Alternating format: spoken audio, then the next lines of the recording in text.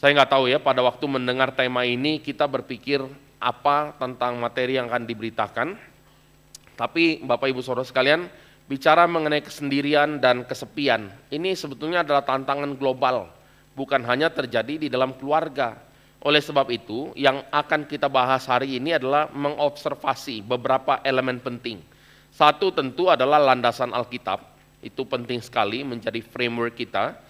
Lalu yang kedua, kita akan menggunakan teori sosial untuk kita lihat observasi di dalam dunia saat ini. Dan tentu saja karena kita sudah membahas landasan Alkitabiahnya, jadi kita akan sadar apa yang kurang dari kritik atau teori sosial yang ada. Dan akhirnya kita akan masuk di dalam fenomena-fenomena yang kita akan lihat di dalam keluarga, di dalam pekerjaan, di dalam bagian aspek yang lain. Harap ini membuat kita punya satu kerangka berpikir. Kenapa kita perlu membahas semua ini? Supaya kita ada sebuah kerangka berpikir untuk menjadikan kita itu pribadi yang dicelikan oleh kebenaran. Itu dulu. Saudara, saya percaya film Matrix itu kita pernah saksikan ya, film Matrix yang sangat populer itu adalah satu kondisi di mana sebelum dia sadar, dia hidup di dalam sebuah simulasi saja. Dia tidak sadar realitanya.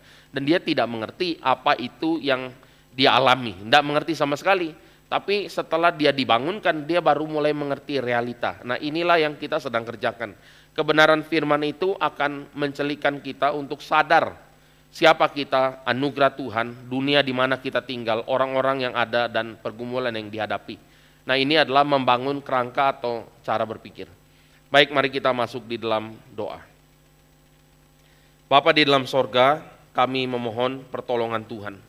Kami mohon anugerah Tuhan, supaya sungguh Tuhan, kami boleh bertumbuh di dalam kebenaran yang sejati. Kami berdoa Tuhan, biarlah sekali lagi perenungan pada malam ini membuat kami boleh teguh berdiri di dalam firman. Kami boleh mengevaluasi apa yang terjadi di dalam hidup kami, supaya sungguh pada akhirnya nama Tuhan ditinggikan dan dipermuliakan. Di dalam nama Tuhan Yesus kami berdoa. Amin. Saya akan ajak kita lihat satu fakta ya, yaitu manusia itu diciptakan dalam sebuah konteks. Konteks ini adalah manusia itu tidak pernah diciptakan tanpa situasi. Jadi pada waktu dia diciptakan di dalam sebuah relasi.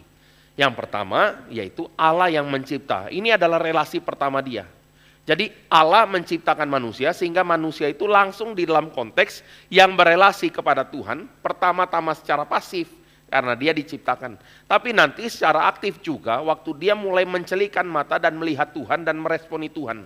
Ini konteks pertama. Konteks yang kedua adalah waktu manusia itu diciptakan satu pasang, ya maksudnya Adam dan Hawa, ini juga adalah sebuah konteks relasi yang Tuhan izinkan terjadi. Yaitu manusia itu menjadi makhluk sosial. Dia bukan makhluk individual saja, tapi makhluk sosial yang memungkinkan ada pertambahan manusia. Dan yang ketiga konteksnya adalah pada waktu itu manusia dicipta, dia ditempatkan di Taman Eden atau di dalam dunia. Bukan di dalam keadaan yang tidak ada apapun, tapi di dalam sebuah taman. Oleh sebab itu konteks yang ketiga adalah relasi manusia dengan lingkungannya. Jadi Bapak Ibu Saudara sekalian, kita harus sadar, manusia pada waktu diciptakan tidak pernah dalam konteks sendirian. Tidak pernah dalam konteks kesepian, nggak pernah dalam konteks ini. Kalau nanti ada manusia yang merasa sepi, sendiri, merasa asing, teralienasi, itu adalah satu kondisi kejatuhan atau akibat dari kejatuhan manusia dalam dosa. Idealnya saudara, tidak ada manusia yang berada di dalam situasi kesendirian dan kesepian. Karena manusia diciptakan dalam konteks. Nah ini bagian pertama saudara ya. Yang pertama saudara, penciptaan manusia itu sadar atau tidak dasar dari aspek sosiologis. Sosiologis itu aspek bagaimana manusia berinteraksi satu dengan yang lain. Jadi ini adalah cikal bakal daripada institusi keluarga ya. Kalau kita ngomong setelah ada institusi keluarga, ada institusi apa lagi? Setelah ada anak, ada namanya institusi pendidikan. Yang eksplisit diciptakan Tuhan adalah institusi pernikahan, saudara ya. Manusia diberkati Tuhan beranak cucu, itu institusi eksplisit. Tuhan mendirikan institusi pernikahan atau keluarga. Tapi dampak daripada institusi pernikahan atau keluarga itulah namanya ada institusi pendidikan. Anak perlu di nurture, dibesarkan dia. Sudah ada institusi pendidikan, nanti ada institusi keadilan, pengaturan antara satu dengan yang lain. Ada institusi kesehatan, kalau ada yang terluka pada waktu kerja, ada institusi kesehatan. Lalu ada institusi mungkin mengelola sumber daya alam ya.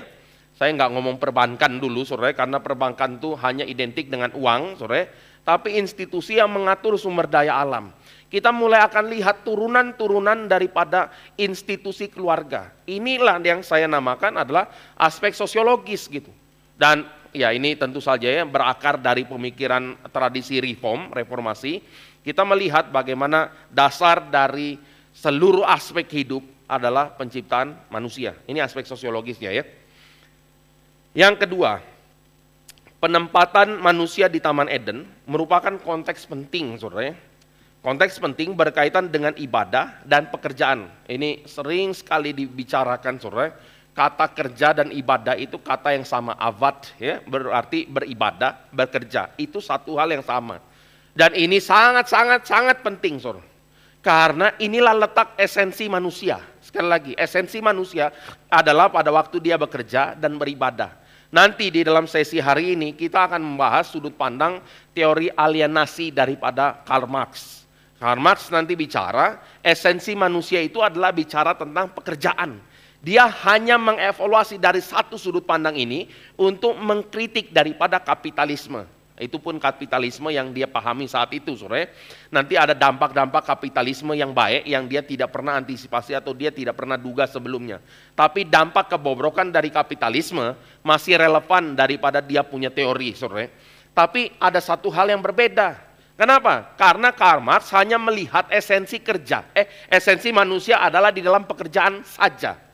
Sementara kita akan menyadari, nanti saya akan bahas lagi ini nanti, tapi saya kasih pendahuluan dulu sore.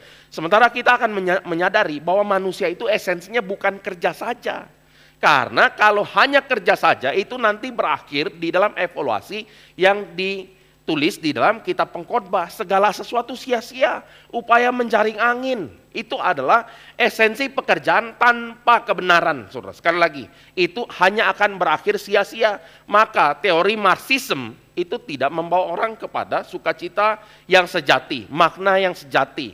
Ini antitesis daripada kesendirian dan kesepian. Komunitas yang sejati tidak akan terbentuk, saudara. Karena mereka atau Marx gagal memahami esensi manusia yang sesungguhnya, yaitu pekerjaan adalah juga saat yang bersama ibadah, respon kepada Tuhan, saudara.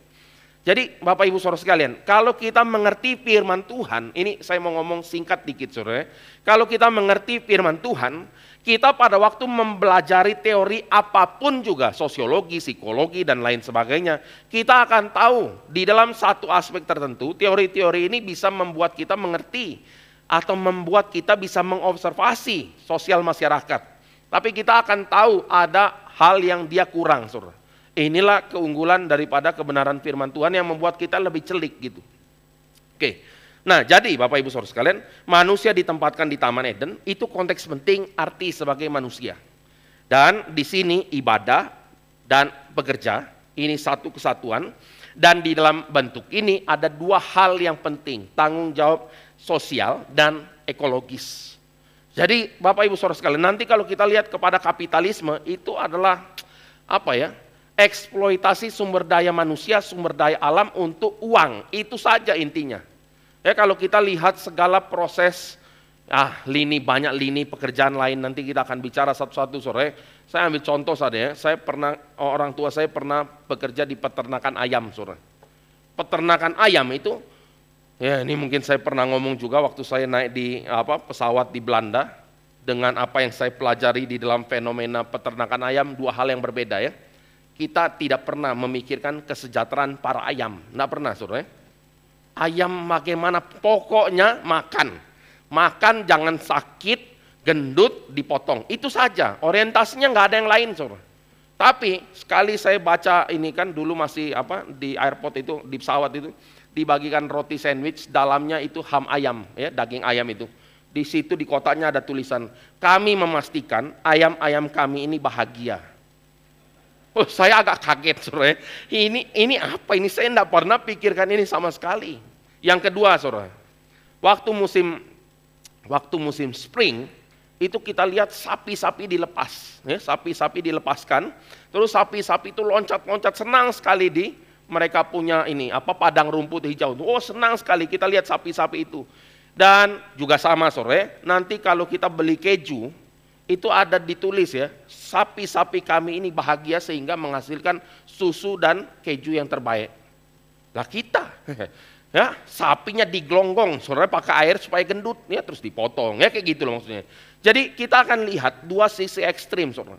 Kalau kita lihat hanya aspek kapitalisme saja, nanti segala sesuatu dieksploitasi, termasuk juga manusia. Nah, dengan adanya eksploitasi itu melakukan alienasi kepada ciptaan, kepada diri, dan kepada sesama.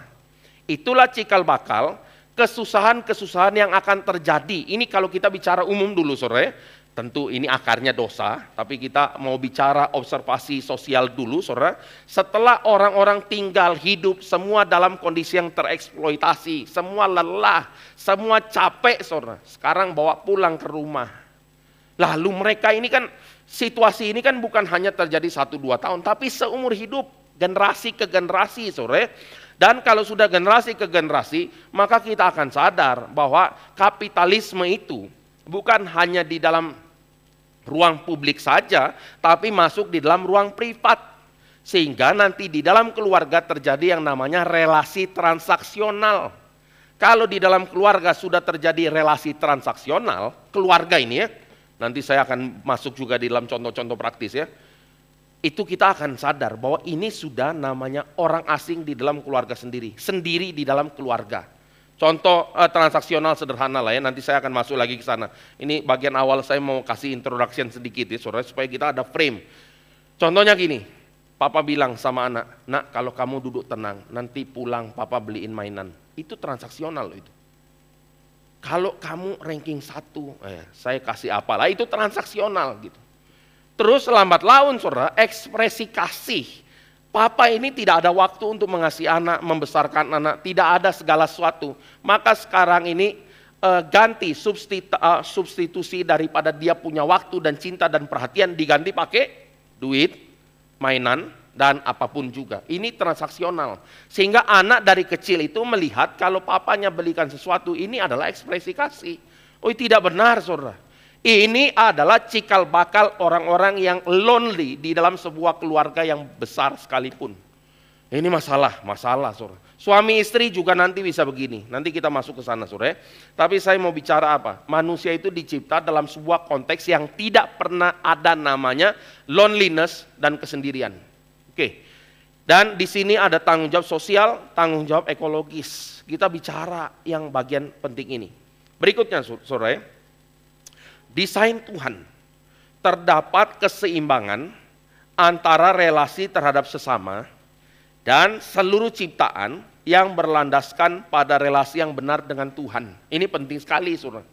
Jadi kita harus tahu desainnya Tuhan pada awalnya itu apa?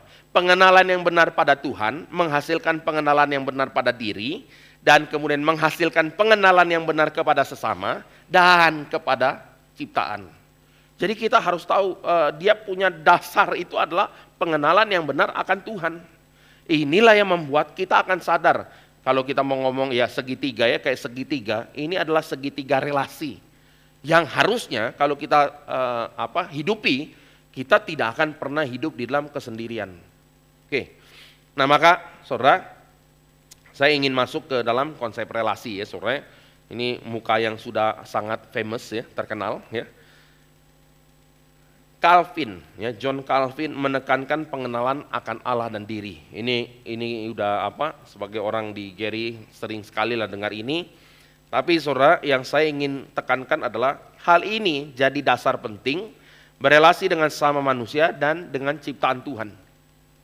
Ini kalau kita mau ngomong core. Ini adalah frame atau kacamata untuk kita lihat segala sesuatu. Karena kalau kita punya relasi yang benar dengan Tuhan, kita tidak mungkin eksploitasi orang. Tidak mungkin memanfaatkan orang demi keuntungan pribadi.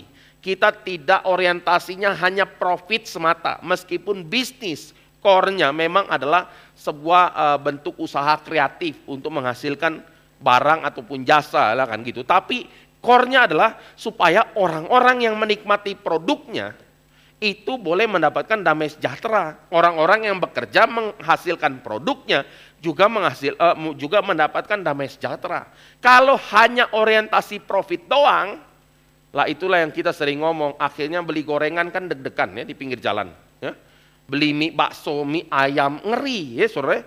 Kita bukan pilih-pilih, oh wah ini karena udah kerja kamu sekarang pilih-pilih makanan. Bukan saudara. Karena kita mulai melek ternyata tidak semua produk itu baik-baik saja. Karena banyak yang hanya keuntungan profit semata. Jadi aspek kesehatan dilanggar, ya. Terus higienis juga dilanggar.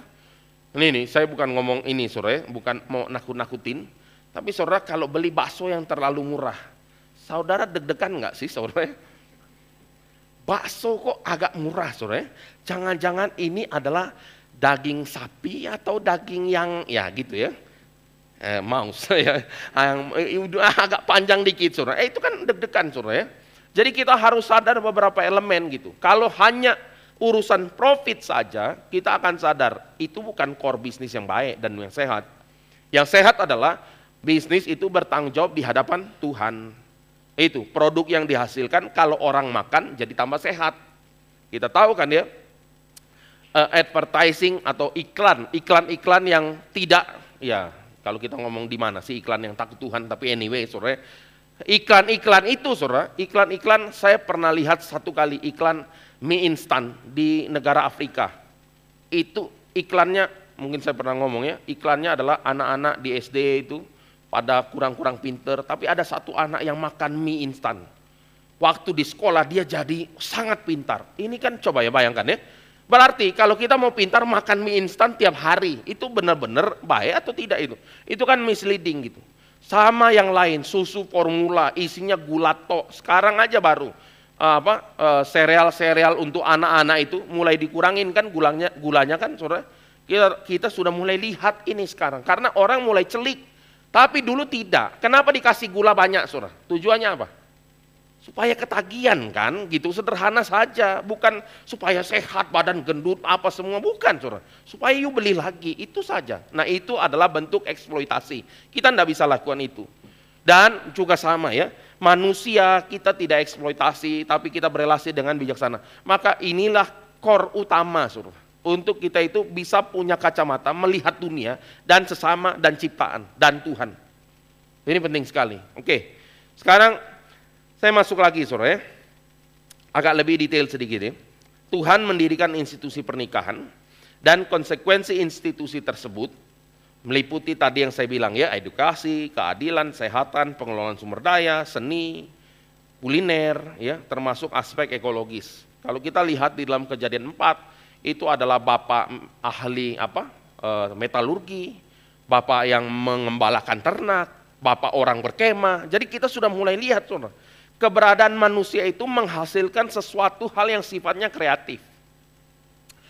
Pada waktu di dalam pasal 4, sebetulnya tidak sedang dikritik kok keturunannya Kain, saudara. Tapi yang ditekankan di sini adalah bukan sedang mengerjakan apa yang menjadi tema besar dari kitab Kejadian, yaitu beranak cucu dan bertambah banyak. Maka keturunan Kain waktu dikomparasi dengan keturunan Set, kita akan lihat keturunan Set ini intinya isinya adalah beranak cucu dan bertambah banyak terus ya kan. Sudah paham kan bagian itu, saya pikir ini umum lah ya saudara. Kita akan lihat kalau keturunan Kait sama Set itu yang satu penemu saudara, bapak main seruling lah atau apalah. Yang sisi satu nanti Set itu cuma beranak cucu doang saudara. Tapi itu bukan doang saudara. Karena di dalam konteks Alkitab yaitu Kejadian pasal 1, pasal 2 itu adalah perintah untuk beranak cucu dan bertambah banyak. Ini yang ditekankan dari sudut Set. Bukan berarti yang Set yang orang beriman umat Tuhan ini cuma tahunya beranak cucu, bukan saudara.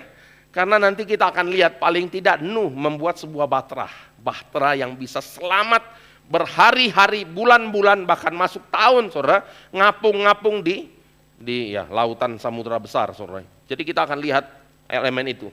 Tapi balik lagi di dalam bagian ini kita lihat ya turunan daripada relasi ya, kalau kita mau bicara.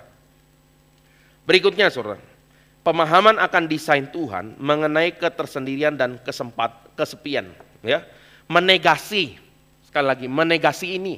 Jadi kalau kita tahu desain Tuhan, itu menegasi kesendirian dan kesepian. Tidak ada ruang harusnya sendiri dan sepi.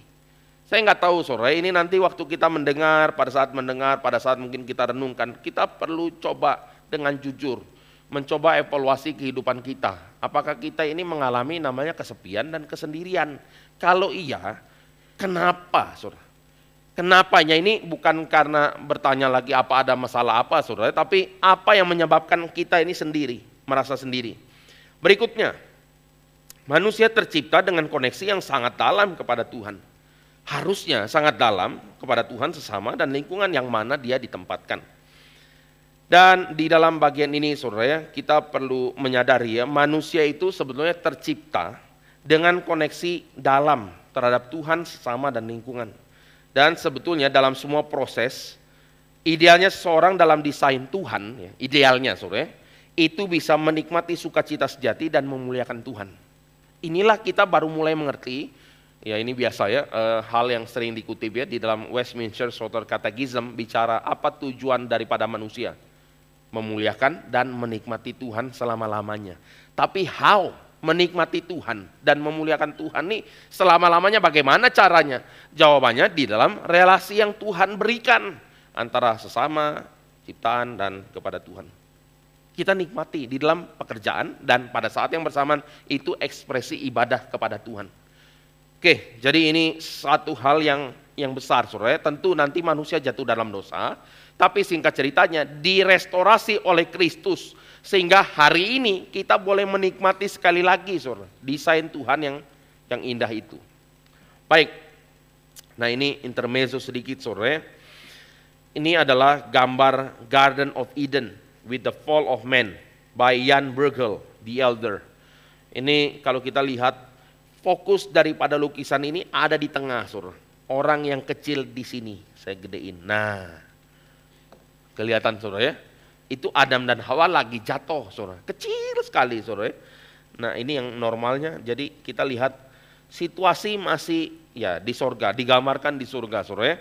Semua dalam harmoni dan Adam dan Hawa pada saat itu sedang akan merusak seluruh tatanan relasi yang harmonis antara Tuhan, manusia dan ciptaan. Dan itu yang dia kerjakan sebentar lagi jatuh maksudnya di dalam lukisan ini ya. Ini salah satu lukisan yang sangat terkenal, saudara. Dan lukisan yang kedua. Nah ini. Ini adalah Garden of Eden juga, with the Fall of Man. Ini karya dua orang, Jan Bruegel sama Peter Paul Rubens. Ini luar biasa, saudara. Mereka berdua itu kerjasama membuat sebuah lukisan ini. Dan kalau kita sadar, saudara, beberapa penafsir bilang, kemungkinan di gambar ini ada 100 binatang. Kemungkinan saudara, hitung sendiri kalau nggak percaya saudara, memang banyak saudara. Dia mungkin sedang ingin menggambarkan kesempurnaan. Bukan hanya itu saudara, saya besarkan sedikit ya. Nah di sini ada sebuah anggur.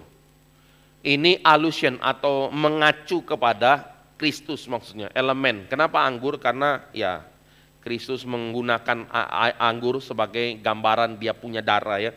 Jadi ini. Dan Peter Paul Rubens menggambar Adam, Hawa, kuda, ular, dan pohon. Sisanya, landscape dan binatang itu digambar sama Jan Bruegel. Jadi ini adalah keadaan harmoni yang sebentar akan dihancurkan oleh Adam dan Hawa. Sehingga manusia nanti akan masuk di dalam rentetan relasi yang memang teralienasi dengan Tuhan, sesama, dan ciptaan. Semua menjadi tempat permusuhan, saudara. Semua menjadi tempat yang tidak bisa dihidupi, tidak bisa dinikmati. Nah, oleh sebab itu, saudara, saya akan mengaitkan dulu ya, esensi daripada kesendirian dan kesepian. Itu esensinya adalah dosa, nggak ada yang lain, saudara. Maka kalau itu terjadi dalam hidup kita, kita perlu merefleksikan hidup kita. Apa yang problem di dalam hidup kita? Apa yang harus diperbaiki? Minta kerendahan hati dari Tuhan untuk memperbaiki relasi dengan Tuhan, sesama, dan juga ciptaannya. Nah balik lagi saudara, kejatuhan manusia tentu melawan Tuhan menghasilkan alienasi dengan Tuhan. Tuhan menjadi musuh. Adam pertama kali takut dia dengan Tuhan saudara. Dan nanti di dalam Mazmur banyak sekali gambaran Tuhan menjadi musuh karena Tuhan mau menghukum umatnya. Jadi Tuhan itu digambarkan sebagai musuh manusia karena manusia takut dengan hukuman kesucian Tuhan. Dan kejatuhan manusia juga menghasilkan permusuhan atau alienasi dengan sesama atau seisi rumah. Kita bisa lihat ini di dalam Matius 10:36 ya. Ini kita baru ini di hari Minggu kita bahas ini. Tapi kalau kita lihat pembunuhan pertama itu antara Kain dan Habel, bukan orang lain. Ini orang satu keluarga inti kok, saudara kandung sedang bunuh-bunuhan, saudara. Kenapa? Karena ada iri hati di situ. Karena ada keinginan untuk lebih diterima, ada keinginan untuk lebih dihargai oleh Tuhan dan lain sebagainya lah ya. Jadi kita melihat Kain dengan dia punya inferioritas kompleks itu membunuh Habel, dia punya saingan. Jadi kita mulai melihat dosa menghasilkan alienasi. Orang menjadi musuh di dalam satu dengan yang lain. Musuh di dalam rumah itu paling susah, saudara ya. Singkat cerita, saudara, poin kedua, dunia juga menjadi tempat yang tidak bersahabat. Ya, di sini ya tanah menimbulkan semak belukar dan ada kelaparan, ada gempa. Kalau kita lihat di Matius 24 ya, bangsa bangkit melawan bangsa. Ini kan kalau sudah peperangan itu menganggap yang satu itu orang asing, saudara. Orang yang tidak perlu diperhitungkan keberadaan hidupnya. Orang yang kalau dibom ya biarin saja, itu kan bangsa lain. Maka kalau kita lihat sekarang konflik Iran, Israel lah, mana lagi? Sama Palestina, ya Hamas mungkin, Rusia, Ukraina, itu menganggap yang lain itu bukan orang, saudara. Maka lemparin bom. Kalau kita lihat itu orang, saudara, kita tidak lemparin bom sembarangan kan, saudara. Ya namanya kita anggap dia saudara saya sendiri, masa sih saya biarkan? Tapi ini tidak terjadi. Maka dosa akan menghasilkan perang. Mulai ada fitnahan, gosip, dan segala macam yang kita bisa sebut satu-satu, saudara.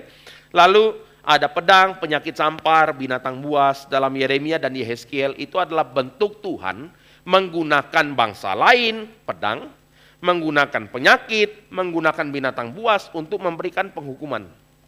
Jadi kita akan lihat segala bentuk yang terjadi hari ini akibat tidak langsung atau langsung dari dosa atau hukuman Tuhan. Akibat langsung atau tidak langsung, saudara. Dan tempat menjadi sunyi sepi, kota menjadi runtuhan, itu Yehezkiel 6. Itu juga lagi dalam konteks penghakiman Tuhan kepada umatnya.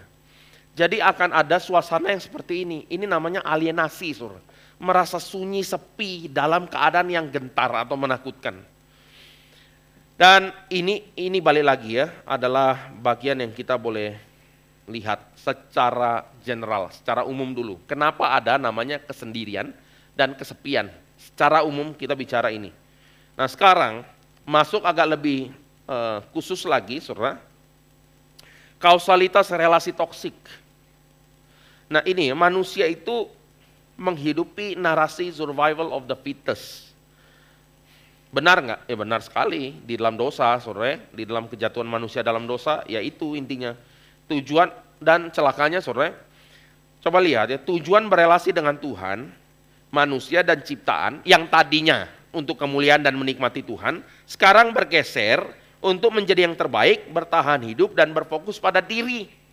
Nah maka orang-orang yang entah sadar atau tidak berada di dalam kejatuhan dalam dosa atau yang belum ditebus oleh Kristus atau yang pemikirannya masih belum dipulihkan, saudara, waktu mereka berelasi kepada Tuhan, orientasi fokus utamanya apa?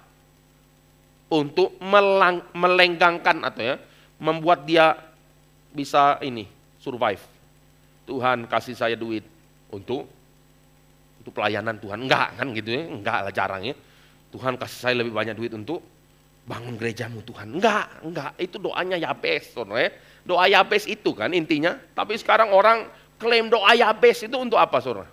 Oh, bukan untuk Tuhan, saudara. Untuk diri, sederhana saja itu, saudara. Dan doa Yabes menjadi salah satu topik paling hangat di dalam pembahasan kekristenan, saudara. Ya karena ujung-ujungnya duit, saudara. Jadi doa sama Tuhan untuk diri, datang ibadah sama Tuhan untuk diri, ya. Kalau rajin ke gereja nanti Tuhan akan berikan berkat berkelimpahan, ya kan gitu kan ya. Kalau rajin puasa, doa semalam suntuk Tuhan akan dengarkan ya. Bila perlu apa? Ini Yonggi Cho kalau saya nggak salah ingat, saudara. Dia berdoa, dia bilang apa? Doa sampai itu kayak mengguncang tahta surga ya, buat Tuhan sampai empet dengar doa ya. Ini terus doa ya, udah ada kasih ya itu saudara. Jadi ada hal yang dipahami orang kayak gini saudara. Jadi ini adalah survival of the fittest. Di dalam kejatuhan manusia dalam dosa, memanipulasi daripada Tuhan untuk diri. Ini yang terjadi realitanya. Lah, sederhana saja saudara, kalau Tuhan sudah dimanipulasi manusia dan ciptaan, apalagi saudara. Jadi semua akan dieksploitasi dan dimanipulasi. Dan kalau masuk di dalam relasi pernikahan, kira-kira bagaimana saudara? Saling memanipulasi, wah, saling memanfaatkan, saling menganiaya akhirnya. Dan terjadilah peperangan antara keluarga saudara. Dan itu akan selalu menghasilkan kehancuran relasi yang makin parah lagi. Karena dia akan menjadi relasi yang bukannya netral, saudara. Relasi yang akhirnya saling menjatuhkan. Relasi yang akhirnya saling mendiskreditkan dan menganggap orang itu orang asing. Ya. Jadi kita lihat ini ironi besar di dalam hal ini, saudara. Dan berikutnya, alienasi dengan tujuannya adalah menjadi yang terbaik, bertahan hidup dan fokus pada diri. Ini kebalikan total dari desain Tuhan dalam konteks relasi ya. Nah, kita sudah sadar bagian ini. Nah, sekarang poin kedua, saudara. Apa hasilnya? Hasilnya adalah dua kutub. Ya, dua kutub. Yang satu berjuang mencapai fantasi kesempurnaan. Kenapa saya bilang fantasi?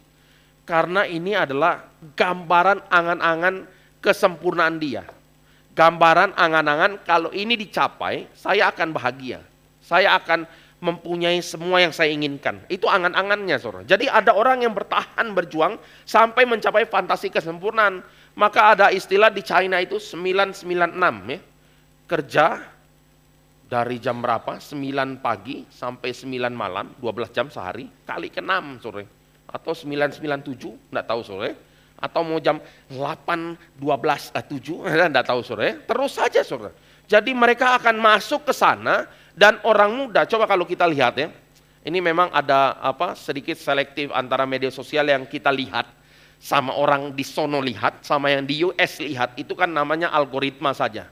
Jadi kalau sebuah negara sudah menguasai daripada media sosial, saudara, dia akan kasih tontonan yang memang dia ingin untuk rakyatnya tonton, ya kira-kira gitu. Dan yang dilihat di China itu apa? Kira-kira gambaran gini. Kalau dulu main game, kalau dulu senang-senang, tuanya mampus, itu intinya. Maka supaya tidak terjadi itu, kamu kerja rajin, giat terus supaya jadi sukses. Lihat ini satu lagi yang agak jengkelin ya. Kalau kita lagi ada di media sosial, tiba-tiba muncul drama pendek dari negara China, saudara. Drama pendek itu intinya sama, saudara.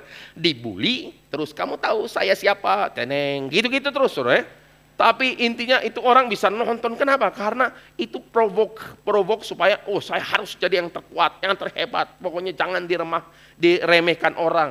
Tidak ada namanya pengampunan, adanya balas dendam terus kan saudara. Lah kalau ini terus yang dikonsumsi, film, tontonan ini terus yang dikonsumsi. Kira-kira kita punya mental sehat saudara? Enggak, saudara, mental kita menjadi mental orang yang sakit hati saudara. Nah oleh sebab itu ya, yang satu sisi dia akan menghasilkan kutub saudara. Kutub pertama berjuang capai fantasi kesempurnaan. Kutub yang ekstrim satunya menyerah dalam situasi. Sudahlah, yang di tengah bertahan dalam sistem, sudah itu aja. Jadi dia ada dua kutub saudara, berjuang mati-matian atau menyerah. Udahlah saya tidak kuat lagi, bisa mengakhiri hidup, bisa menarik diri dari sosial masyarakat, atau dia ya sudahlah pokoknya saya kerja, saya lakukan ya ini cuma untuk bertahan hidup saja. Udah, itu aja saudara. Jadi ini kondisinya ya. Bagaimana? Ini bukan relasi yang ideal tentu saja. Kita akan tahu ini akan draining, orang punya energi. Draining, orang punya hidup dan perasaan. Dia akan seperti, saya kalau pakai istilah mungkin kayak zombie saudara. Hidup bergerak tapi mati, ya itu. Dan yang pertama, kedua, dan ketiga, itu sama buruknya saudara ya. Jadi yang kelihatan lagi berjuang setengah mati, dia juga mengalami kesendirian dan kesepian. Yang di tengah juga, yang terakhir lebih jelas fenomenanya saudara. Jadi Kita jangan berpikir bicara kesendirian dan kesepian ini hanya dialami sebagian orang tertentu. Tidak, saudara.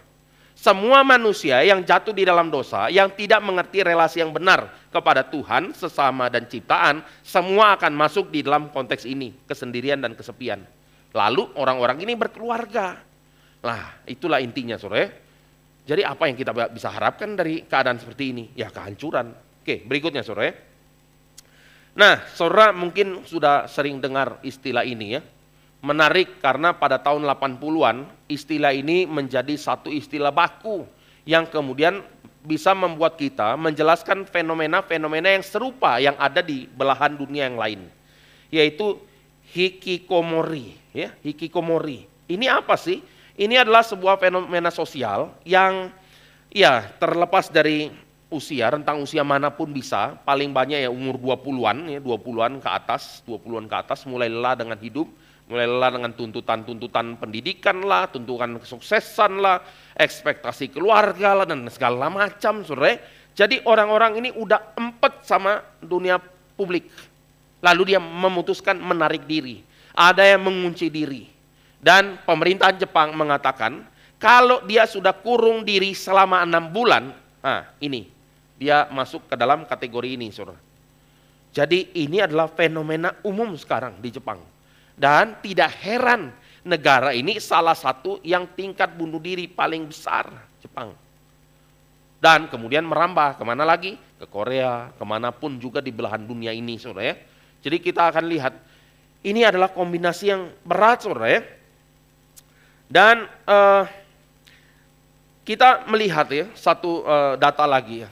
Di Jepang mulai ada istilah 80-50. 80-50 itu adalah orang tua usia 80 masih membiayai anaknya yang umur 50 tahun. Kenapa, saudara? Karena fenomena ini, orang-orang ini tarik diri dan ya keluarganya terima saja, nggak tahu mau ngapain, saudara. Ya akhirnya terjadi hal-hal seperti ini. Tapi saudara, penyebabnya lelah dengan kenyataan hidup. Oh, kalau ditanya begini, kita tanya aja siapa yang tidak lelah dengan kenyataan hidup, ya kan gitu, saudara. Semua, oh ya saya juga, saya saudara. Oh ini repot, saudara. Kenapa? Karena kalau kita ngomong begini, kita lelah karena sebetulnya lelah di dalam sebuah sistem yang korup, gitu aja sebenarnya. Tapi apa yang harus dikerjakan? Sebagian orang pasrah, sebagian orang ya bertahan sajalah, sebagian orang ayo kita terus jalan, tapi semua kelelahan di dalam pengertian yang benar maksudnya. Tapi kalau kita bisa redeem semua ini, kita akan melihat itulah sebabnya Kristus datang ke dalam dunia memberikan pengharapan buat kita. Itulah inti daripada surat dari Efesus, di mana Paulus bilang seperti bintang di dalam dunia yang gelap. Inilah inti dari perkataan Tuhan Yesus di khotbah di bukit, kamu adalah terang dan garam dunia. Itu intinya, saudara. Jadi kalau kita mengerti esensi ini, kita tidak lelah dengan kenyataan hidup. Bersyukur karena Tuhan memberikan kita hidup, bedanya itu. Kita akan memahami orang-orang di dalam perjanjian baru yang sudah mengenal Kristus. Mereka itu memahami kehidupan ini. Sudut pandangnya berubah gitu. Tidak kecewa dengan dunia, tidak. Meskipun dunia ini menjahati mereka. Mereka ada kekuatan untuk mengampuni yang bersalah kepada mereka. Ini kan luar biasa, saudara ya. Jadi ini merestorasi kembali relasi yang Tuhan desain di dalam penciptaan. Bahkan di dalam penebusan kita bisa lihat ini lebih kuat daripada relasi yang ada di dalam penciptaan. Kok bisa? Karena di dalam penebusan kita lihat relasi ini ibaratnya dimeteraikan oleh Roh Kudus di dalam darah Kristus. Oh itu luar biasa sekali, saudara. Sehingga kalau ditanya apakah lelah dengan kenyataan hidup?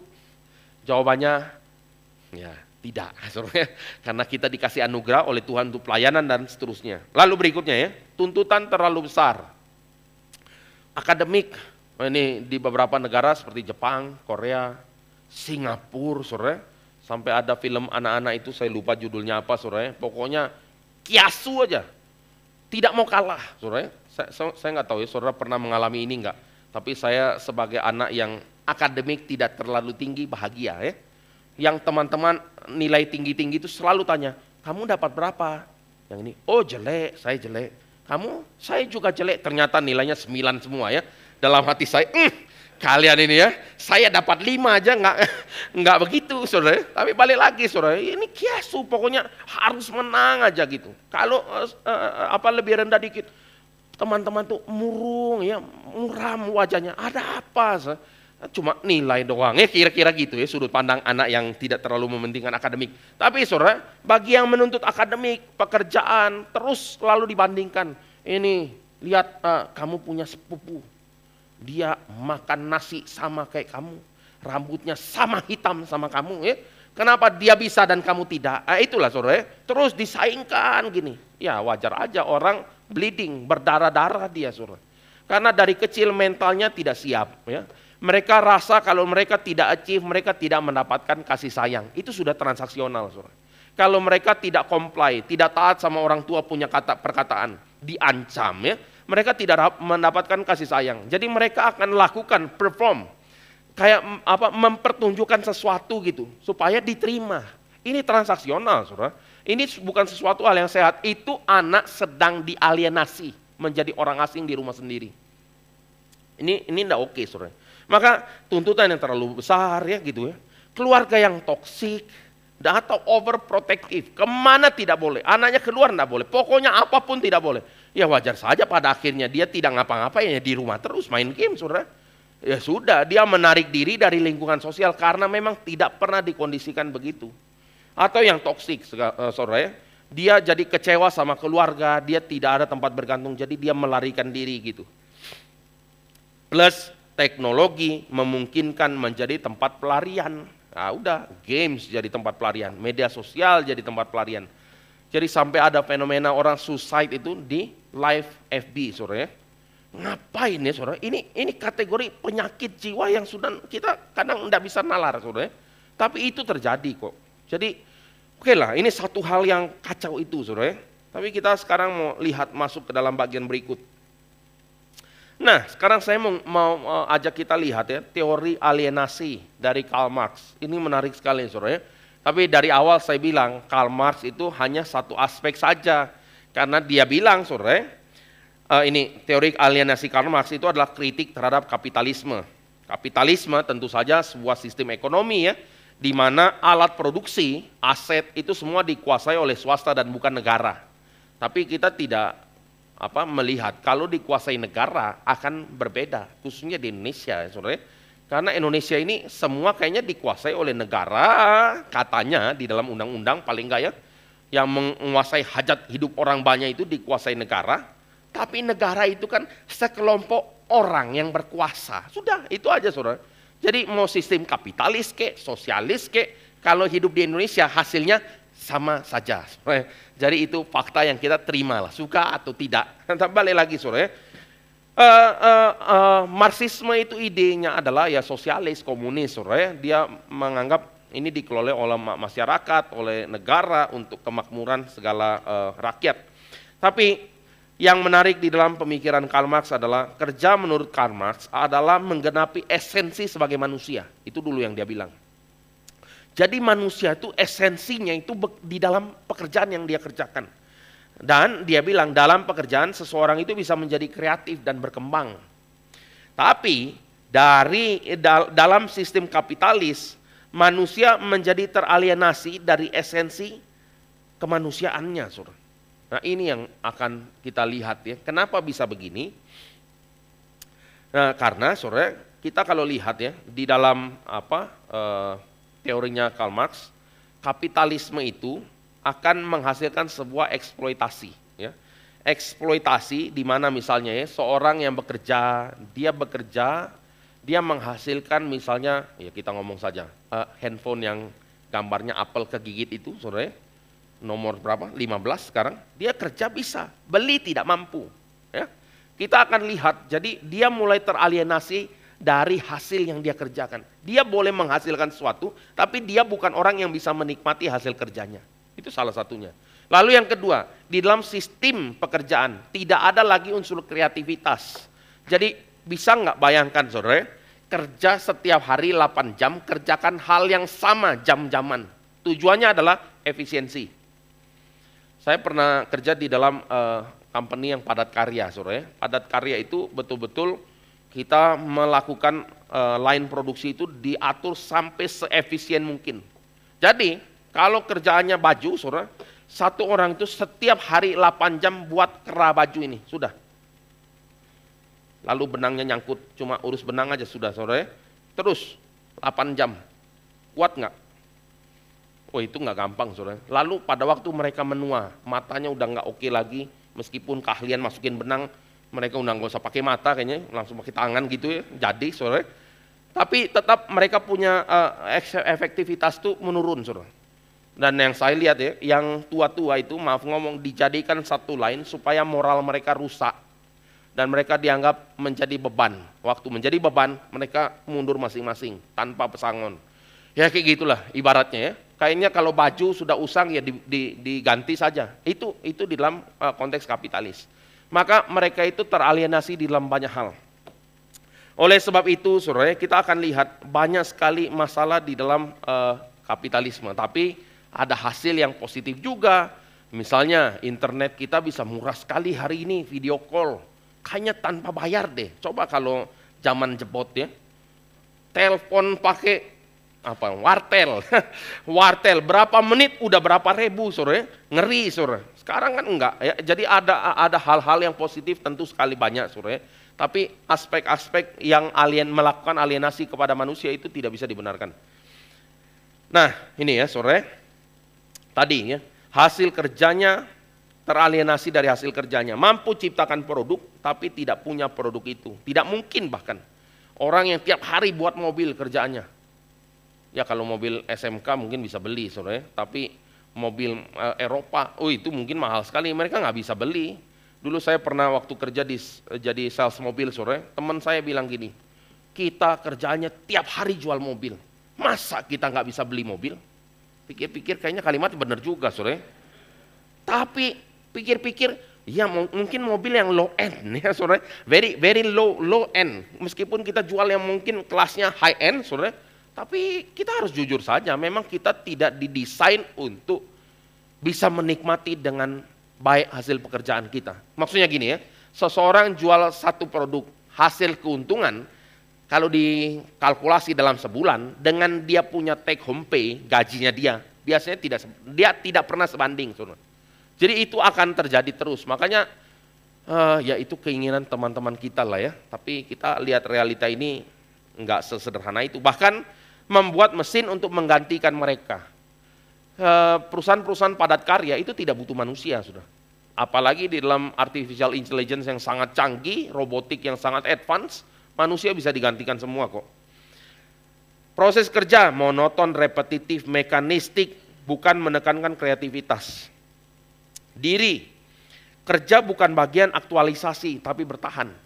Pertanyaan sederhana, saudara, kapan terakhir kali bekerja sangat bisa dinikmati? Wih, puji Tuhan ya, hari ini saya kerja 8 jam, senang sekali rasanya. Mungkin jarang loh saudara ya. Puji Tuhannya kalau kita lihat segala sesuatu untuk kemuliaan Tuhan, itu perasaan itu muncul. Puji Tuhan loh, saya waktu kerja ada kesempatan untuk memberikan pilihan yang terbaik untuk orang ini. Sehingga dia tidak menyesal waktu membeli produk ini misalnya saudara ya.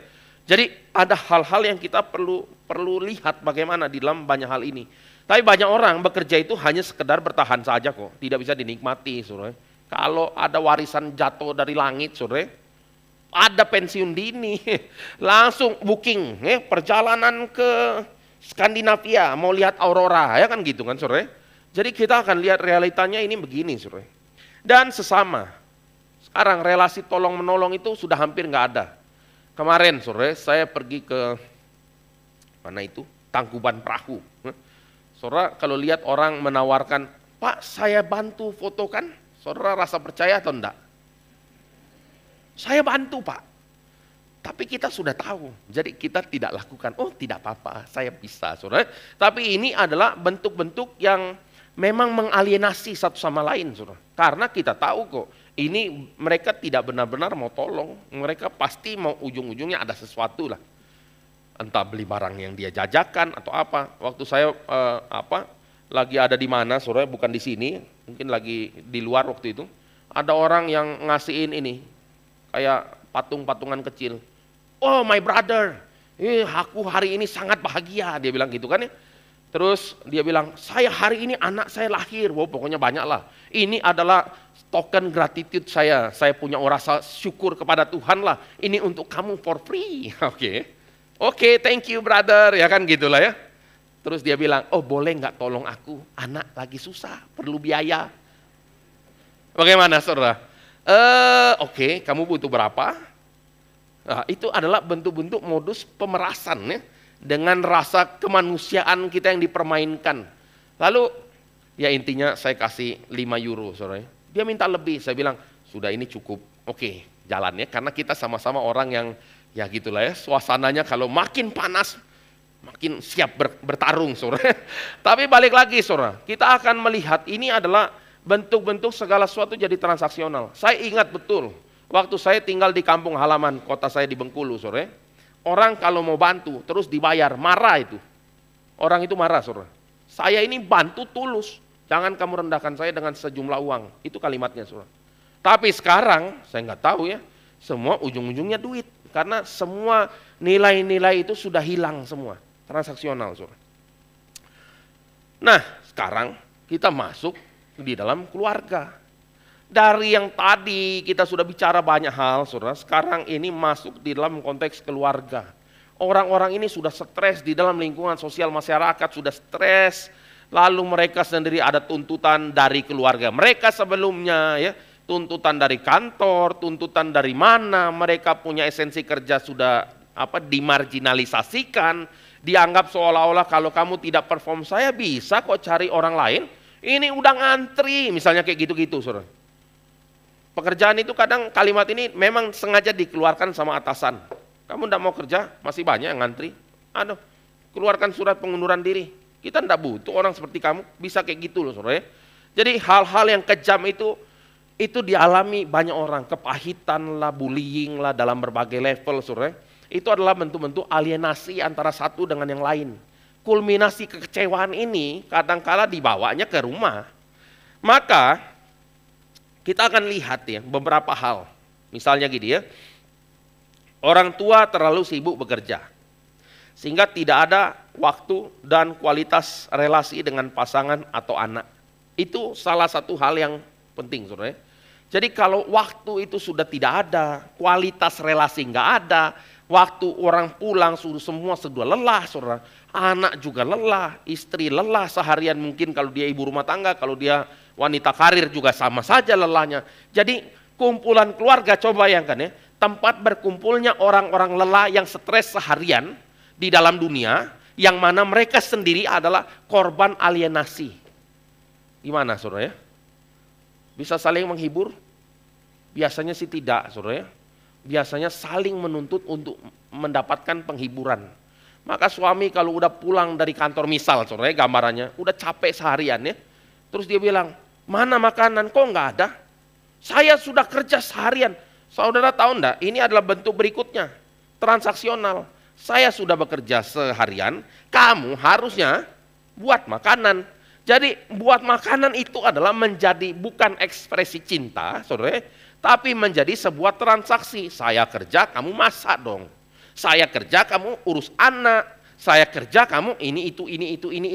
Dan nanti dibalik. Kamu tahu saya udah urus keluarga seharian. Kamu bawa uang dong pulang. Kan gitu kan ya. Kasih dong jalan-jalan buat kami ya. Kami mau mobil bagus, rumah bagus. Ini udah setengah mati kerja. Itu loh tetangga sebelah. Tiap kali bulan Juni, ini sekarang sore. Liburan sekolah kemana kan gitu kan sore. Jadi kita akan lihat suasananya ya jadi begini, kalau semua menuntut perhatian dan penghiburan. Karena semuanya lelah, saudara. Bukan suasana yang saling menguatkan di dalam cinta, respon yang benar kepada Tuhan. Ini menjadi tempat yang semua sama stres. Lalu anak ditindas, ya kan ya? Karena mereka adalah pelengkap penderita, ya kan gitu ya. Orang tua ribut, jengkelnya sama anak, saudara ya. Anak lakukan apa pun, dia ketakutan ya. Bentar lagi akan dihakimi, ya bisa terjadi, saudara ya. Nah ini adalah banyak sekali saudara, kalau kita lihat ya, sama tadi saudara, orang tua juga relasi transaksional harusnya kasih waktu, pengasuhan ditukar sama hadiah. Jadi guilty feeling seorang ayah atau ibu yang kurang memperhatikan anak biasanya dikasih dengan bentuk barang, saudara. Atau jalan-jalan, oke lah saya ajak kamu jalan-jalan kemana. Udah itu aja, saudara. Itu transaksional, saudara. Kalau ini relasi transaksional di dalam keluarga, bisa dipastikan semua pada waktunya mengalami namanya kesendirian dan kesepian. Nanti bentuk mereka untuk mengisi kesepian dan kesendirian ngapain, saudara? Cari pelampiasan, ya kan gitu. Sederhana aja. Orang yang hikikomori tadi pelampiasannya adalah main game seharian, saudara, selama lamanya, saudara. Jadi kita akan lihat itu adalah bentuk-bentuk pelarian. Jadi kita harus sadar, jangan hanya fenomenanya saja, tapi esensinya. Kenapa ini semua terjadi? Kenapa kita ini kumpulan orang-orang stres yang ngumpul satu tempat di rumah, ya kan gitu ya. Lalu bagaimana kita harus mengubah semua ini? Jawabannya tidak lain, tidak bukan, mulai dari mempelajari kebenaran firman Tuhan. Baru kita sadar, ternyata kita ini sudah di-shape, dibentuk oleh dunia ini. Sehingga yang kita mau kejar, itu adalah hasil produk dunia ini. Saya ambil contoh ya, kapitalisme itu dia bukan memenuhi kebutuhan pasar, tapi menciptakan kebutuhan supaya bisa jualan tidak terbatas, saudara. Saya tanya sederhana ya, orang butuh baju berapa banyak, saudara? Oke lah 10, oke, 100, too much ya, 1000, enggak mungkin ya saudara. Tapi kita akan tahu, orang tuh sebenarnya punya limitnya, kebutuhan itu tuh untuk primer, aspek primer. Sampai nanti tersier, dia beli baju hanya yang branded saja. Itu sudah enggak butuh, saudara. Bukan kebutuhan primer sudah, tapi kebutuhan aktualisasi diri. Ini yang di-create pasarnya. Jadi kalau ada seorang yang pinter create orang punya ego di situ dimainkan, maka kita akan lihat apa? Ya ini menciptakan pasar atau market. Saya bukan bilang kepada kita untuk menciptakan pasar itu, jadi pulang nanti, oh gitu ya Pak ya, cara buat bisnis yang baik ya, menciptakan aspek prestige, bukan saudara. Tapi kita lihat mainan di sini. Lalu kalau kita lihat iklan kan juga gitu saudara. Iklan itu meng-create transaksional. Kamu kalau beli mobil ini, kamu akan lebih terasa keren daripada sekedar naik mobil itu. Ya. Naik motor ini, naik motor itu, dan lain sebagainya lah saudara. Itu kita punya otak bisa dipermainkan saudara. Nah sekali lagi, kita akan mencoba mengevaluasi banyak hal. Oke berikutnya ya, marginalisasi peran wanita sebagai ibu rumah tangga saja. Itu adalah marginalisasi saudara. Kenapa? Karena sadar atau tidak ya, di dalam budaya patriarkal, ini yang evil itu adalah keluarga-keluarga itu menginginkan anak laki lebih dari anak perempuan. Kalau ini terjadi, itu enggak oke, saudara. Kalau itu terjadi, coba bayangkan ya, anak perempuan itu waktu lahir, dia akan bilang, oh ternyata papa pengen atau mama pengen anak laki tuh. Coba rasakan perasaannya gimana, tertolak dong. Makanya saya kalau ditanya sore, selama-lamanya saya tidak akan pernah ngomong, saya mau anak laki atau perempuan, karena memang sama saja, gitu aja. Masa, kan jengkelin kalau pertanyaan itu ya. Mau anak laki atau perempuan, sama saja yang laki atau perempuan, ya kan gitu ya, sama ya. Masa, pokoknya ya itulah, tapi ya inilah sosial masyarakat kita, kayaknya kalau kita ngomong baru puas mereka, tapi balik lagi saudara. Biasanya orang ingin anak laki lebih dari anak perempuan, itu enggak oke. Itu sudah mengalienasi bahkan sebelum anak itu muncul. Belum tentu Tuhan kasih pun anak, saudara. Sudah pikirannya begini, saudara. Tapi balik lagi, nanti waktu punya anak perempuan, coba lihat di dalam banyak keluarga, anak perempuan itu memang marginal kok. Di dalam kebudayaan Tionghoa misalnya, anak perempuan zaman dulu, itu kalau orang tuanya meninggal, tidak dapat warisan kalau ada anak laki. Pokoknya semua ke anak laki. Anak perempuan dianggap hilang, nggak enak kan saudara? Lah itulah bagian-bagian yang nanti kalau sudah itu sudut pandangnya sudah dimarginalisasikan di dalam aspek dapur, rumah tangga. Itu saja, itu tidak oke saudara. Itu mengecilkan peran seorang wanita. Nggak bisa saudara, padahal dia boleh berpotensi untuk berkreativitas, melakukan sesuatu, dan aspek ekonomis sekalipun tanpa menegasi dia punya tanggung jawab terhadap anak-anak dan keluarga dan lain sebagainya. Suami juga seperti itu sebetulnya, saudara. Nah, konsumerisme, Penyebab alienasi itu apa, saudara? Konsumerisme. Kasih diekspresikan dengan barang. Ya. Kalau kamu sayang istrimu, belikanlah berlian. Itu iklannya laris, saudara. Ya. Jadi berlian itu dipropagandakan sebagai barang mewah, yang mana bentuk cinta yang dalam dari sang laki-laki kepada sang perempuan. Pasarnya dibuat. Lalu coba ya, kalau kita lihat ya, beberapa hal, saudara. Sejak kapan Sweet 17 itu bisa sama gedenya kayak orang nikah? Dari kapan ini budaya ya? Lalu, sejak kapan anak TK ada wisuda? Coba ya lihat, ada perpisahan. Nah, ini kan sudah, itu pasarnya di-create, supaya kalau nggak ikut terasa kesian anaknya. Itu perasaan di ini. Jadi kasih itu orang tua kalau mengasihi anak ya kasih Sweet 17-an dong kepada anaknya. Itu di-create, Jadi kalau kita hidup di dalam keadaan seperti ini, kita dilatih untuk transaksional di dalam ya keseharian, dan kita akan lakukan ini. Tekanan ekonomi, kasih diganti dengan uang, nah, dan tentu saja faktor kerohanian pasti merosot, yaitu ya inti singkat ceritanya ya. Berikutnya, saudara. Nah, ini yang sedih. Ini minggu lalu saya sempat bilang, keluarga pada akhirnya hanya menjadi wadah hidup bersama dan tidak sungguh berelasi sebagaimana desain Tuhan. Jadi kalau kita ngomong, saudara, yang mengalami ini sebetulnya semua kita, suka atau tidak, semua kita ini mengalami level tertentu dalam kesendirian dan kesepian. Karena kita ini tidak imun dengan dosa. Pemikiran kita, kehendak kita bisa tergoda, berkembang sekali, saudara. Lalu apa yang kita harus lakukan? Bertobat sudah. Melihat Tuhan, melihat diri sesama ciptaan. Tidak mengeksploitasi. Tapi kita boleh mengutamakan seorang dengan yang lain. Mengutamakan yang lain lebih penting dari diri. Itu itu Filipi, saudara. Itu Filipi pasal kedua, bicara mengutamakan yang lain. Itu adalah pendidikan moral Pancasila kalau kita baca zaman SD kan, saudara. Tapi dulu kita tidak ada modelnya. Siapa sih yang mau mengutamakan orang lain? Buktinya apa, saudara? Covid kemarin di luar negeri, tisu toilet paper itu kan jadi sumber bencana, saudara. Orang perang gara-gara tisu toilet. Bagi kita, orang Indonesia. Kamu rebut kenapa? Toilet paper, astaga, ya kan gitu ya. Karena kita tidak terlalu menggunakan itu. Tapi balik lagi, saudara, kita lihat ketika kondisi itu ada kesusahan. Semua manusia menunjukkan topengnya masing-masing. Membuka maksudnya ya. Jadi balik lagi, saudara, harus ada pertobatan. Ketika relasi dengan Tuhan terabaikan, maka relasi antara suami istri, anak akan chaos. Itu pasti. Jadi Bapak Ibu Saudara sekalian ya, pertobatan itu dimulai dari perenungan akan firman, keinginan kerinduan mengenal Tuhan, menata kembali dengan benar. Yang tadi semua transaksional, sekarang kerjakanlah sebagai sebuah ekspresi cinta. Sang istri waktu melayani suaminya ya, mengasihi suaminya, memang betul dengan perasaan cinta atau kasih. Sang suami juga sebaliknya, dengan anak juga, saudara. Bukan hanya menuntut apa, tapi memberikan mereka perhatian dan cinta. Cinta itu bisa dirasakan, saudara. Orang kalau jengkel, suruh peluk coba.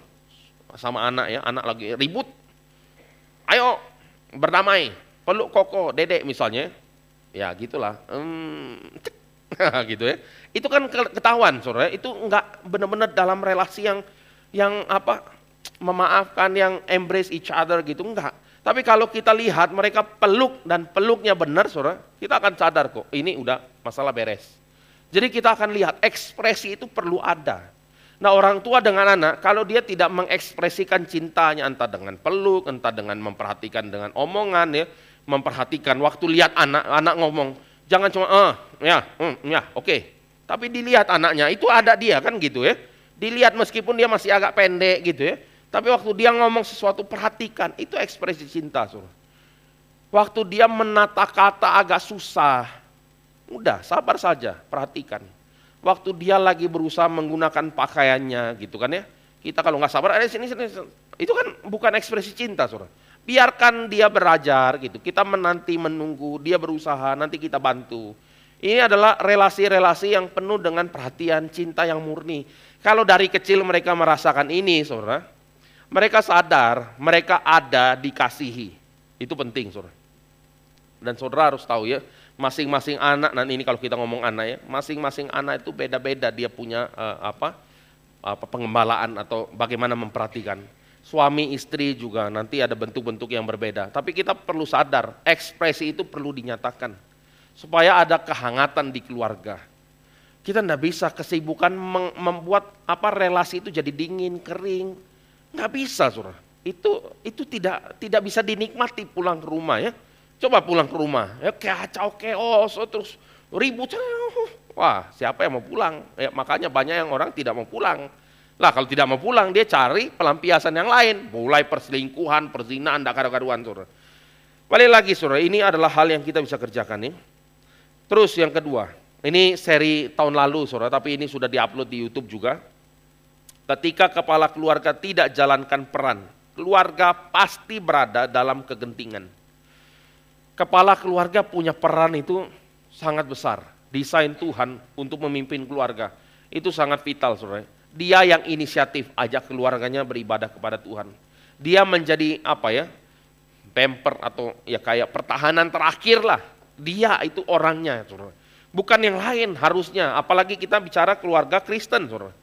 Dia yang menjadi agen dari rekonsiliasi.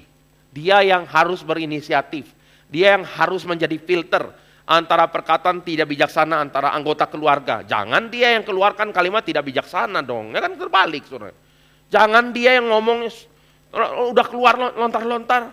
Wah, sorry ya tadi saya kilaf. Sekali sih oke, saudara. Kalau berkali-kali enggak oke, saudara. Itu tidak boleh terjadi. Kepala keluarga harus memegang peranan. Kalau koko salah ngomong sama adiknya, kalau kepala keluarga dengar, ini ekspresi dari kitab Taurat lah ya. Dia harus koreksi kalimat itu. Kalau istri ngomong salah sama anak, jangan dibiarkan, saudara, dikoreksi. Dan sebagainya. Saudara, banyak sekali itu. Dan kita sudah bahas sebenarnya itu tahun lalu. Berikutnya, saudara, relasi berubah menjadi transaksional, tuntutan masing-masing menghasilkan kelelahan mental, ya. Jadi tadi kita udah bicara ya, hati-hati dengan transaksional. Cobalah renungkan lagi.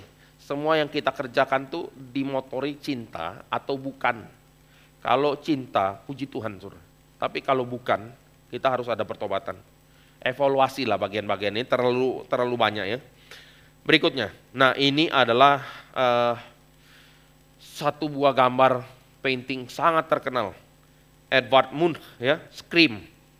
Ya, ini adalah gambaran bagaimana dia waktu berjalan. Ini ekspresi dia sendiri sebetulnya. Dia lagi berjalan di sebuah jembatan di tengah sore hari. Waktu orang lihat sunset begitu beautiful ya, dia lihat kayak darah, saudara ya. Maka dia menjerit, suasananya tuh kayak dia sendirian gitu. Dalam keputusasaan, kegetiran. Masa kehidupan Edvard Munch juga tidak baik-baik saja, saudara ya. Dia menjadi lonely. Ini saya nggak tampilkan di sini.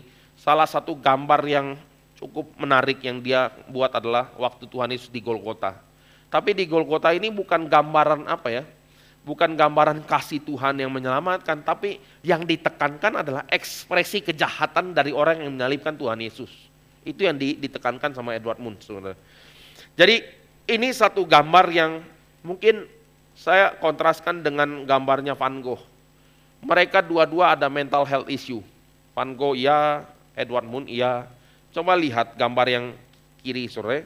Kalau lagi depresi lihat gambar ini, nggak ada pengharapan, ya kan gitu kan ya. Tapi kalau lagi depresi lihat gambar sebelah kanan, mendingan, saudara. Warnanya colorful ya. Ada bintang di langit yang gelap gitu. Terus di tengahnya, ini saya pernah ngomong di kebaktian umum entah bulan berapa, saudara. Ini ada gereja di tengah ya. Ini bukan kebetulan juga. Jadi menggambarkan seolah-olah di dalam keadaan yang bagaimanapun ada terang yang menyala, terus ada gereja sebagai center atau fokus dari lukisan ini. Jadi kita bisa lihat sesuatu hal yang bisa dihidupi di dalam keadaan yang mental health problem pun masih bisa lihat anugerah Tuhan yang besar sekali. Itu Van Gogh. Van Gogh itu, dia depresi, dia masuk rumah sakit jiwa. Dia potong telinganya sendiri. Van Gogh punya kehidupan mental itu naik turunnya enggak karu-karuan, saudara. Tapi beberapa lukisan dia itu merefleksikan dia punya kedekatan sama Tuhan. Banyak sekali tema-tema ya, seperti yang kapan hari kita ngomong The Terrace ya, itu adalah Last Supper versi Van Gogh. Itu luar biasa saudara. Jadi banyak hal-hal yang kita bisa lihat ya, di dalam keadaan yang sangat terguncang, orang yang dekat dengan Tuhan, karyanya itu pun bisa jadi berkat bagi orang. Kalau yang sebelah kiri saudara, ya jadi berkat juga sih bagi kita pencinta seni untuk dianalisa saudara. Tapi kalau orang lagi depresi lihat gambar ini, ya intinya ya memang betul ya hidup penuh dengan kesusahan ya. Lihat gambar ini juga susah. Tapi balik lagi saudara ya. Nah sekarang resolusinya apa? Penekanan terakhir adalah keluarga harus kita sadari sebagai komunitas tubuh Kristus. Komunitas tubuh Kristus. Pertama ya, esensi manusia bukan hanya pada kerja, Marxis, bukan. Tapi ibadah, bukan hanya kerja tapi ibadah. Di mana hasil pekerjaan tidak sia-sia. Pengkhotbah kan bilang pekerjaan sia-sia ya. Tapi kita harus tahu kalau itu sekarang pekerjaan adalah ibadah, itu pekerjaan menjadi tidak sia-sia. Karena itu kita persembahkan kepada Tuhan. Kalau pekerjaan hanya untuk diri, itulah sudut pandang kita pengkhotbah, maka semuanya sia-sia. Sehingga memiliki makna yang kekal pekerjaan ibadah. Nah ini ya, pelan-pelan saja ya. Sadar atau tidak, perintah yang pertama dan terutama dinyatakan dalam perintah Kristus untuk mengasihi satu dengan yang lain seperti Kristus mengasihi kita. Karena kasih itu menjadi refleksi mengasihi Kristus. Perintah pertama dan terutama adalah kasihi Tuhan Allahmu ya, dengan segenap hati, pikiran dan seterusnya. Itu perintah yang utama dan terutama. Tapi saudara, kita harus sadar gini. Perintah yang pertama dan terutama ini dinyatakan sekarang dengan perintah Kristus untuk mengasihi satu sama lain. Waktu kita mengasihi satu sama lain, sadar enggak kita sedang mengasihi Kristus itu sendiri. Sekali lagi, di khotbah hari Minggu kemarin kita bahas ya, bagaimana mengasihi yang terkecil dari saudaramu, itu adalah mengasihi Kristus sendiri. Itu ada di dalam Matius 25. Kapan kami memberikan engkau makan waktu engkau lapar ya, mengunjungi engkau waktu engkau jadi di penjara dan lain sebagainya. Waktu engkau mengunjungi salah satu daripada murid atau yang paling kecil, kamu sedang melakukannya buat aku. Berarti saudara, perintah yang paling utama dan terutama, mengasihi Tuhan Allahmu dengan segala sesuatu kita punya keberadaan, dinyatakan dengan cara bagaimana? Mengasihi satu dengan yang lain seperti Kristus mengasihi kita. Besar sekali ini sekarang kita sadar. Berarti kita mengasihi Kristus bagaimana caranya? Mengasihi satu sama lain kan? Lah kalau kita tidak bisa mengasihi satu sama lain, berarti kesimpulannya apa? Kita tidak mengasihi Kristus. Ini jelas sekali Alkitab ya maksudnya. Jadi kalau kita tidak mengasihi Kristus, ya bagaimana kita mengatakan bahwa kita orang di dalam dia? Itu kalimat-kalimat ada di dalam 1 Yohanes pasal 3, pasal 5, pasal 4, saudara, pasal 2, itu bicara semua. Ini kemarin saya ngomong di lansia, saudara. Itu bicara mengenai apa? Kalau orang itu mengatakan dia di dalam Kristus, dia ada di dalam terang. Orang yang dalam terang mengasihi saudaranya. Tanda kita berpindah dari mati ke dalam hidup kalau kita mengasihi saudara kita seperti Kristus mengasihi kita. Ya kayak gini-gini, saudara. Oke, jadi ini menjadi sebuah refleksi mengasihi Kristus. Jadi kita perlu melihat satu hal, saudara. Ada nggak ruang untuk teralienasi, sendiri dan sepi? Jawabannya tidak ada ruang untuk itu dalam anugerah Tuhan. Dalam pergumulan ya kita alami lah maksudnya ya, ini sehari-hari ya kita alami. Tapi dalam anugerah Tuhan tidak ada ruang untuk sendiri lagi, sepi. Karena kita adalah anggota tubuh Kristus. Kita disatukan di dalam darah Kristus.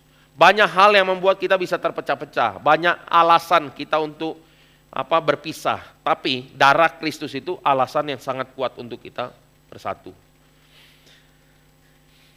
Berikutnya saudara, sedikit lagi ya. Karya Roh Kudus memungkinkan untuk mengasihi dengan benar. Dan ekspresi kasih tersebut menjadi nyata dalam perbuatan. Perbuatan yang didorong oleh kasih sejati, digerakkan Roh Kudus, merupakan makna hidup manusia. Saudara, ini satu bagian yang indah. Karena waktu kita mengasihi, kita itu digerakkan oleh Roh Kudus. Kita digerakkan oleh Roh Kudus mengasihi saudara kita dalam kasih yang benar. Itu sedang menyatakan bahwa kita mengasihi Kristus. Jadi kita ini mengasihi, itu adalah anugerah Tuhan ya, dari Tuhan. Oleh karya Roh Kudus untuk kemuliaan Tuhan. Jadi ini adalah spektrum relasi itu. Dan kesendirian dan kesepian terjadi karena manusia gagal memahami esensi ini dan menarik diri dari relasi mendalam di dalam Kristus. Kecewa, apa segala macam gitu. Akhirnya menarik diri dari relasi yang sejati. Makin tarik diri, makin pahit hidup. Nggak ada hal lain, saudara. Makin menarik diri, makin kecewa sama orang, makin kecewa sama segala sesuatu. Hidup pasti makin pahit. Udah nggak mungkin makin cheerful, nggak mungkin, saudara. Kita kalau ketemu orang sudah tahu ini udah banyak kepahitan hidup. Maka kalau udah itu ya, dengarkan dulu satu. Ini kalau konseling, saudara. Yang kedua, tarik lagi kepada firman supaya belajar untuk mengasihi lagi. Nggak ada cara instan memang. Terakhir, saudara. Sebagai anggota tubuh Kristus, umat Tuhan bekerja sebagai bentuk ibadah yang sejati, yang esensinya, sekali lagi esensi ibadah dan bekerja adalah kasih kepada Kristus yang dinyatakan kepada sesama, sehingga dualisme penekanan pada kasih atau tujuan tidak benar, saudara. Semua upaya yang tidak benar akan hasilkan kesendirian dan kesepian dalam segala aspek hidup. Kasih atau tujuan, bukan dualisme, saudara. Jadi kita harus sadar itu semua adalah satu coherence antara tujuan dan kasih. Kita nggak bisa mengatakan gini ya, saya berelasi dengan benar, isinya marah-marah terus, saudara. Ya, saya kan harus mengkoreksi dia, saya harus ini, pokoknya intinya itu terus. Itu bukan ekspresi cinta loh, saudara. Kita harus sadar orang yang dipenuhi Roh Kudus ada kasih, sukacita, damai sejahtera, penguasaan diri lah, apa segala macam. Itu ada di dalam pribadi orang ini. Maka waktu dia bekerja, dia ngapain, saudara? Inilah taste daripada kita itu sudah ditebus, diselamatkan oleh Tuhan. Sekarang ironi yang paling besar adalah waktu orang ini merasa dia sudah ditebus, diselamatkan, tapi dengan relasi yang paling dekat dia gagal, itu ironi besar. Lah, Tuhan Yesus bilang ya, mengasihi saudara seiman nih, seperti aku mengasihi kamu. Kalau kita gagal mengasihi suami, istri, anak, itu kan yang paling dekat dari yang paling dekat yang kita punya relasi. Itu pun gagal, saudara. Mau bicara, ngomong, mengasihi orang lain, itu hampir terlalu muluk-muluk, saudara. Kalau kita tidak bisa memaafkan yang ada di depan mata kita, apalagi yang lain, gitu loh maksudnya. Jadi ini adalah introspeksi diri untuk kita bertumbuh di dalam cinta yang benar. Dan biarlah pada akhirnya ya, relasi itu dipulihkan oleh Tuhan. Karena kita merenungkan firman dengan kerendahan hati dan membuka diri kita. Kita tidak bisa orientasi tujuan ya. Sama pelayanan juga orientasinya bukan tujuan. Misalnya tujuan ya, kita mau KKR kepada 2 juta orang. Apapun caranya, ayo kerjakan. Didrill semua jemaat Tuhan mati-matian. Itu tidak benar, saudara. Kita tidak menghalalkan segala cara untuk mencapai tujuan. Tapi didorong oleh cinta melayani Tuhan dan mengerjakan sebaik mungkin untuk mencapai tujuan yang kita diskusikan bersama. Tidak halal haram hantam, tidak bisa, saudara. Semua harus dikelola dan diatur dengan cinta dan memikirkan segala hal. Dan kita melayani Tuhan. Ini adalah bagian-bagian yang kita bisa renungkan, saudara. Baik, mungkin kita masuk di dalam sesi tanya jawab. Silakan Bapak Ibu saudara sekalian, 3 dulu, saudara. Kalau ada pertanyaan silakan langsung saja, boleh angkat tangan kalau ada.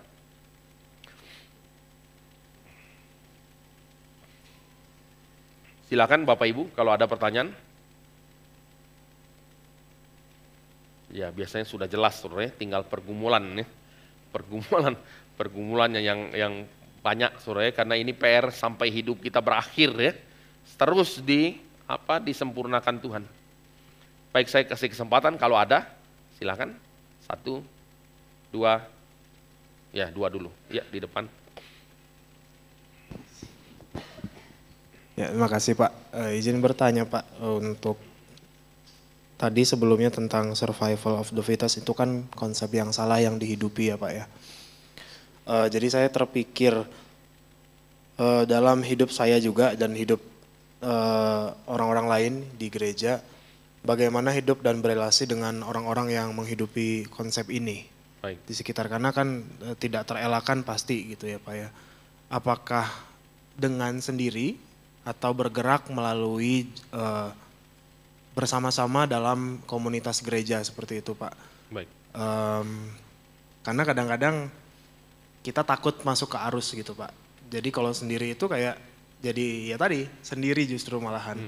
Dimana orang-orang mempunyai ya pandangan yang berbeda dalam keseharian dia. Misalnya kalau saya di tempat kerja kan ada yang lain juga yang bekerja sama. Nah itu bagaimana mengambil langkahnya, apakah cari dulu teman yang mempunyai pemikiran yang sama dalam bekerja misalnya ya Pak ya, supaya tidak jadi kapitalis seperti itu, atau tinggalkan dan bergerak lewat gereja seperti itu sih Pak, kurang lebih. Ya, Mohon arahannya, terima kasih Pak. Baik, jadi bagaimana kita respon ini? Satu, kita percaya bahwa kita tidak mungkin sendirian, karena Tuhan menggerakkan banyak umat Tuhan untuk mempunyai satu kehidupan yang jujur di hadapan Tuhan. Kalau kita lihat mungkin dikit, ya mungkin saja sedikit, tapi bukan berarti tidak ada. Kita belajar sudah dari kasusnya Elia, dia rasa dia sendirian, padahal Tuhan masih reserve 7.000 orang. Bahkan Elisa juga Tuhan jaga gitu. Jadi kita tidak pernah sendirian. Cuma mungkin kita rasa sendirian. Itu yang pertama. Lalu yang kedua ya, bagaimana caranya? Yaitu adalah dengan kita mengasihi seperti Kristus mengasihi kita. Kita dibentuk untuk rendah hati. Waktu kita dilukai tidak balas melukai. Itu adalah pembentukan Tuhan. Maunya kalau dilukai balas melukai, itu natur manusia. Siap kapanpun misalnya gitu ya.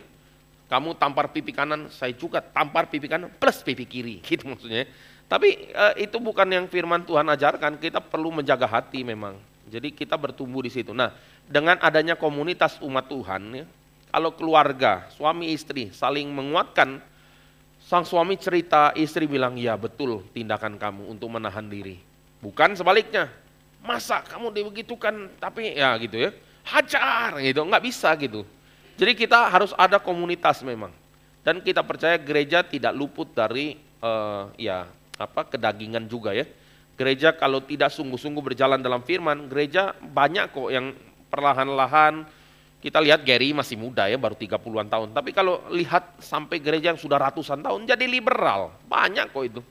Frye University, tempat saya studi, itu kan didirikan tahun 1900 berapa. Sekarang liberal. Jadi kita akan lihat gereja akan masuk ke sana kalau kita tidak jaga betul. Dan itu berarti memperhatikan orang-orang generasi sesudah kita. Jadi itu beberapa elemen yang kita perlu perhatikan gitu. Ya. Mungkin satu lagi di sebelah kanan saya ada Mike.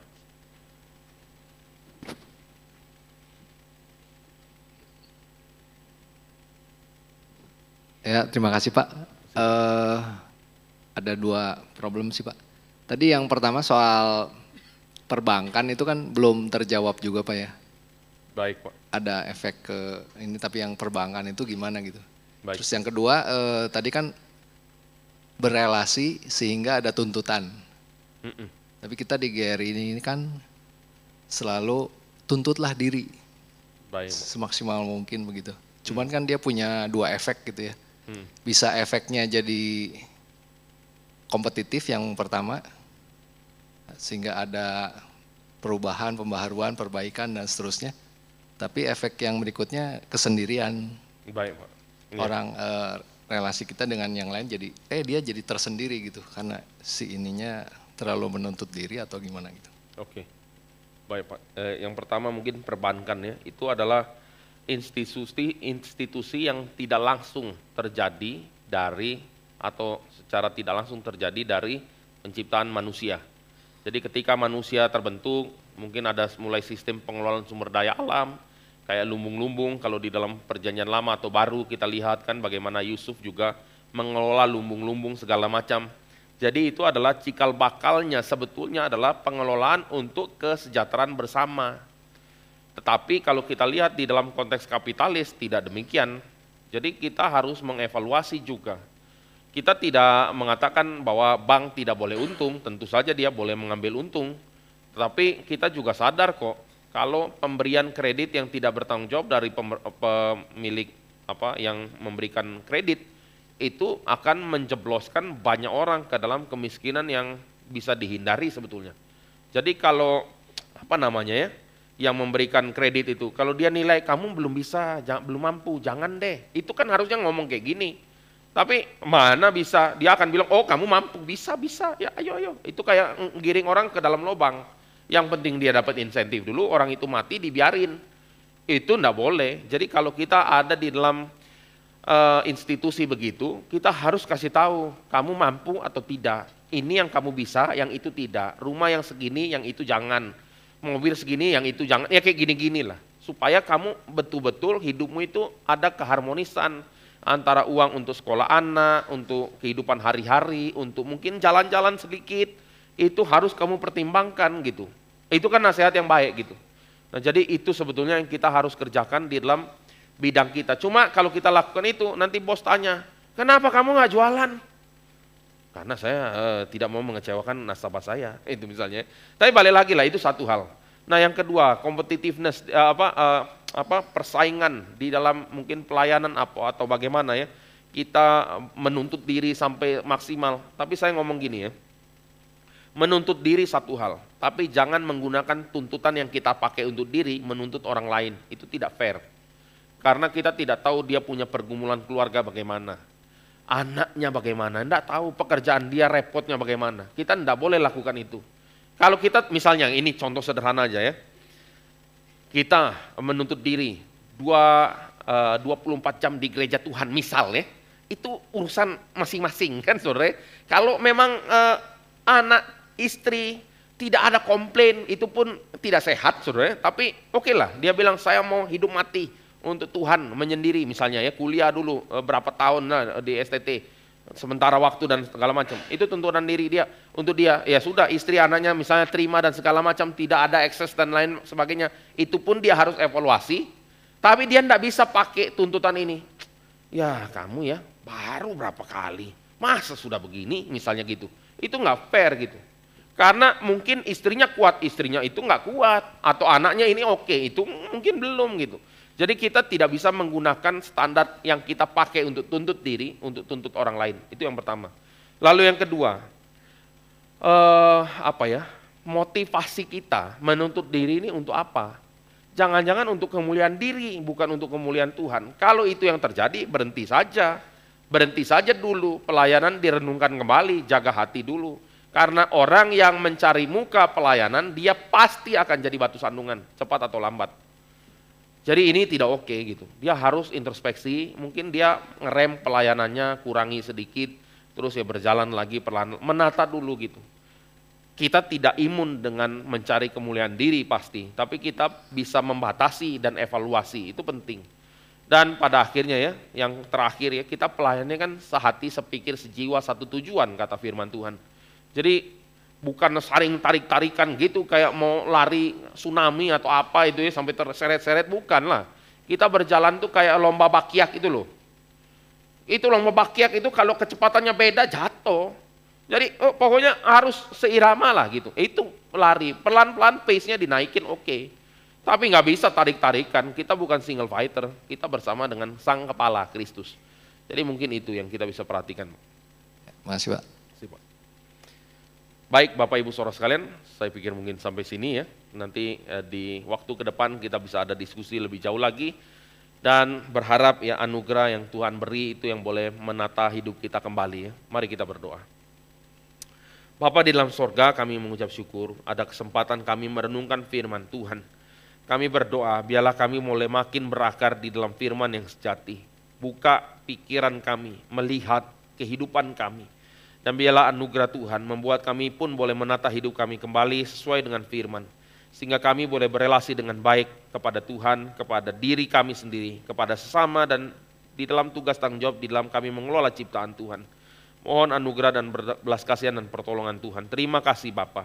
Di dalam nama Tuhan Yesus kami berdoa. Amin.